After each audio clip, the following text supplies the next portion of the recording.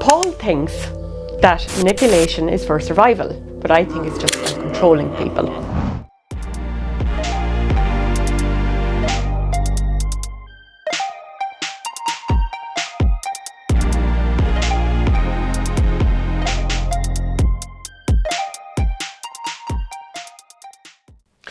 We're the happy headers, and I do think that manipulation is absolutely an imperative for survival. If you don't manipulate your environment and the people in that environment, you might be lucky and survive. But if you make sure that you manipulate things, have things the way you want to, you guarantee your survival. You guarantee a happy life as well, which is why I think it's quite a selfish thing to do. If you're manipulating people in your environment, you're controlling them. Yeah, you know, exactly, you're making them do things that you want them to do. If you haven't got yourself, you've got nothing.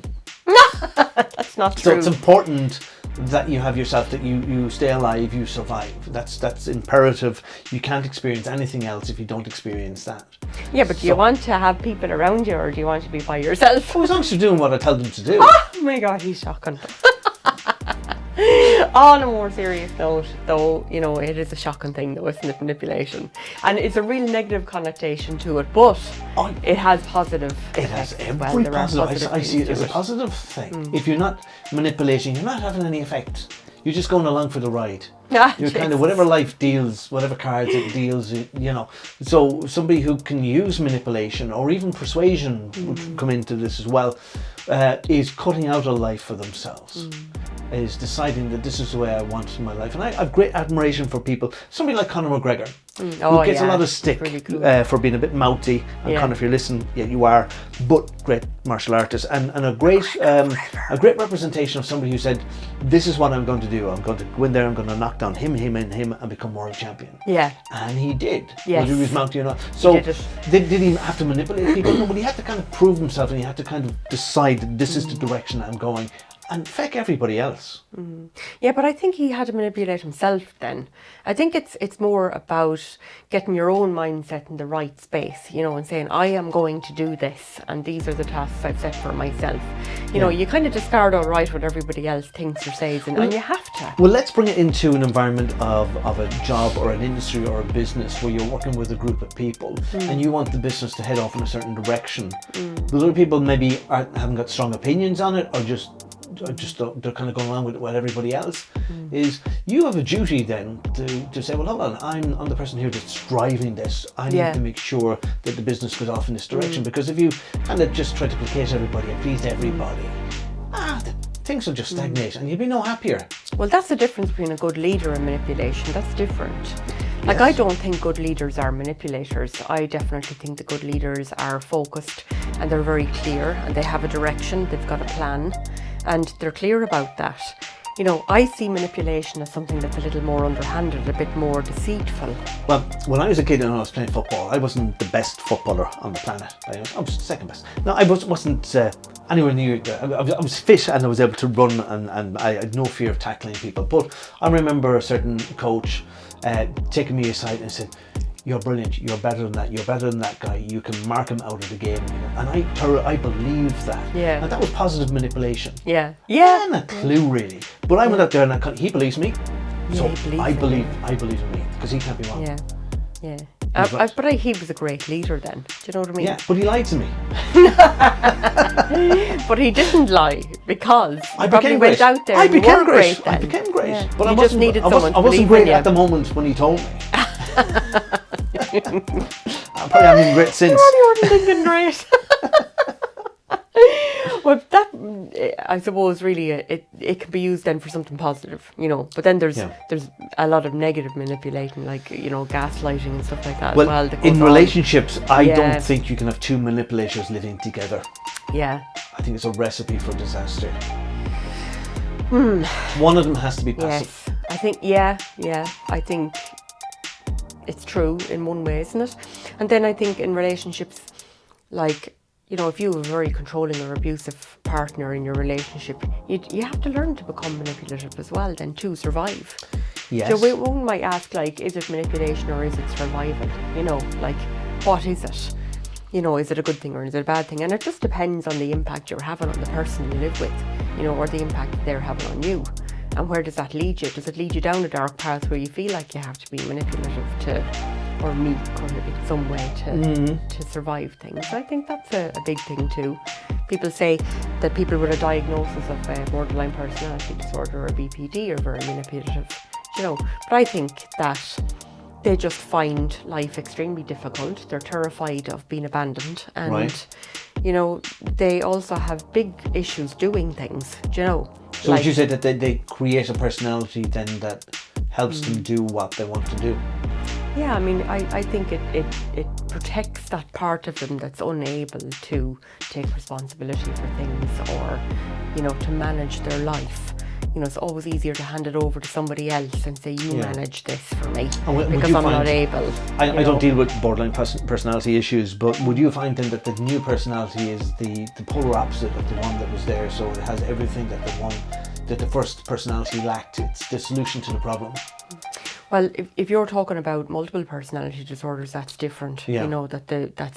That person has different personalities within them, but borderline personality disorder is a bit different because it's the one person. Correct, But they often say, I think it actually was written in some medical manual I was reading lately. I was going, oh my God, it's actually manipulation is in there, that they are a manipulative type of personality. But I think a lot of it stems from just that, fear of abandonment, actually, and not being able to do things themselves. So the more, they rely on a person, the more comfortable they feel, they feel more safe. But then they keep wanting more. Yeah. So that's another side to manipulation, I suppose, really. I think that politicians manipulate us all the time. The way it's set up, you think it is that they need us. They only need us on one day every 4 years to vote them in. Yeah. And apart from that, they just do their own thing, or they manipulate things to have it right for them or their party, wherever the power struggle is. Yeah. And I think that they keep people then, to have press releases to go on telly and to tell you all the wonderful things they're doing. Yeah. But I think it's manipulation. Keep the populace quiet. Keep them. It's like a massive popularity contest. It is. It's school in politics. It is, and the school of politics. We're in Ireland and we've Dáil Éireann, and if you look at it, sometimes it's just they're standing up there trying to point score, trying to. It's ridiculous. It's very archaic, isn't it? Because Stupid. when you think of the way modern businesses are run, you don't have somebody standing up at a business meeting making a big speech for 10 minutes and somebody trying to.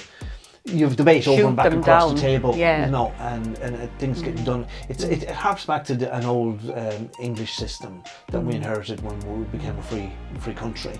We kind of go, we have no ideas how to do the government thing. We'll just set it up the same as what was there before. We'll just fill it with Irish people instead of English people. Yeah, they're still doing the same thing. Nothing has changed, lads. Yeah, nothing. Yeah, still the same madness going on. But manipulative people, they tend to be the dominant ones, don't they?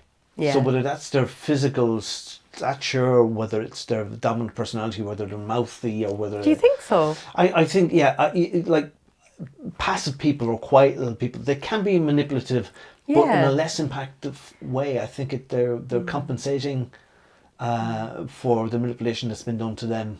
I think it's a problem with like the last 8%, that emotional intelligence. I was watching a guy talking about this a while back and he's really brilliant.